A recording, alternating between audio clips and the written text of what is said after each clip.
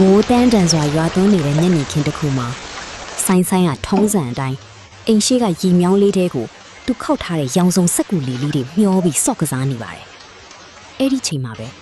ကားအကောင်စားကြီးတစ်စီးဟာဆိုင်းတို့အိမ်ရှိနားမှာရုတ်တရက်ဆက်ပြက်ပြီးရပ်သွားခဲ့တယ်။ကားပေါ်ကနေစိတ်ပြက်မြင်ရတဲ့စင်းရဲသားကောင်လေးဆိုင်းကစိုးရိမ်စိတ်နဲ့အိမ်ထဲကနေထီးစုပ်လေးတစ်လက်ကိုကောက်ယူပြီးဦးသက်မောင်စီပြေးသွားခဲ့တယ်။ဦးမိုးမီဖျားလိုက်မယ်ထီလေးစောင်းပါဦးသက်မောင်ကထီးစုပ်လေးကိုကြည့်ပြီးအစပိုင်းမှာညင်းချင်မိမယ်ကောင်လေးရဲ့ရိုးသားပြီးဖြူစင်တဲ့မျက်နှာလေးကြောင့်ယူဆောင်လိုက်ရတယ်ဆိုင်းကဦးသက်မောင်ကိုအိမ်ခေါမှုစွန်းလေးအောက်မှာမိုးခိုခွင်းပြီးအဖွားဖြစ်သူဖြော်ပေးထားတဲ့ရေနွေးချမ်းပူလေးကိုလည်းလာတိုက်ပါတယ်မိုးခိုနေရင်ဦးသက်မောင်ကဆိုင်းရေထဲမျောနေတဲ့စက်ကူလီလေးတွေကိုတတိပြုမိသွားတယ်ဆိုင်းကရဲမောပြီးပြောပြတယ်ဒီလေးတွေပေါ်မှာသမီးမဟုတ်ဘူးကျွန်တော်ကစိတ်ညစ်စရာတွေကိုတင်ပြီးမျောလိုက်တာဦးရဲ့အဲ့ဒါဆိုစိတ်ညစ်တာတွေအကုန်လှီနဲ့အတူမျောပါသွားရော့ပြီးတော့ဆိုင်းကသူ့အမြန်နိုးဆုံးခောက်ထားတဲ့ရွှေဝါရောင်စက်ကူလေးကိုဦးသက်မောင်ကိုကမ်းပေးလိုက်ပြီးဒီလေးကိုဦးယူသွားပါဦးရဲ့စိတ်ညစ်စရာတွေကိုဒီလေးပေါ်တင်လိုက်ရင်အကုန်အဆင်ပြေသွားမှာပါလို့အပြစ်ကင်းစင်စွာနဲ့အားပေးစကားပြောခဲ့တယ်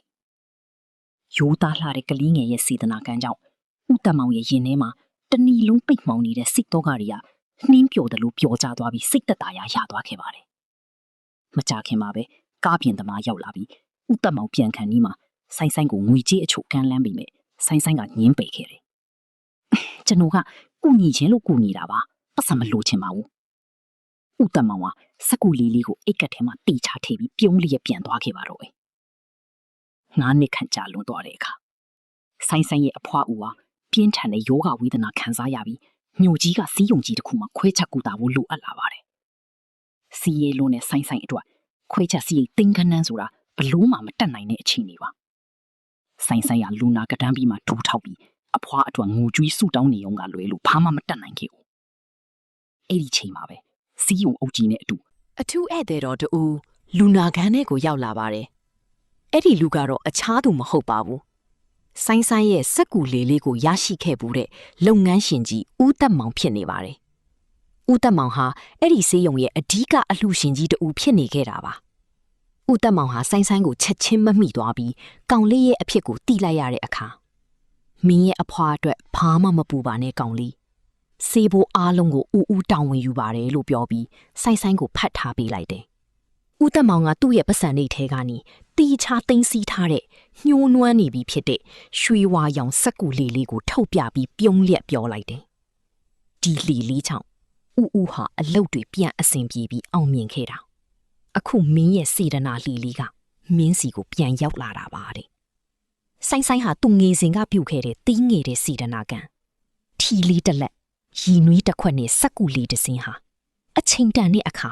သူ့ဘဝရဲ့အရေးကြီးဆုံးအခြေအနေမှာအဖွားရဲ့အသက်ကိုကဲ့တင်ပေးနိုင်တဲ့စေတနာကံဤအကျိုးပေးအဖြစ်ပြန်လေတက်ရောက်လာတာကိုဝမ်းသာမျက်ရည်များဖြင့်နားလေသွားပါတော့ပဲဇလန်ဤတင်ကန်းစာစေတနာတီတာကံဖြစ်သည်မိမိကသူတစ်ပါးအပေါ်ဖြူစင်သောစေတနာဖြင့်ကုညီခဲ့ပူပါကထိုစေတနာကံသည်မိသည့်အခါများပျောက်ပြက်မသွားပဲ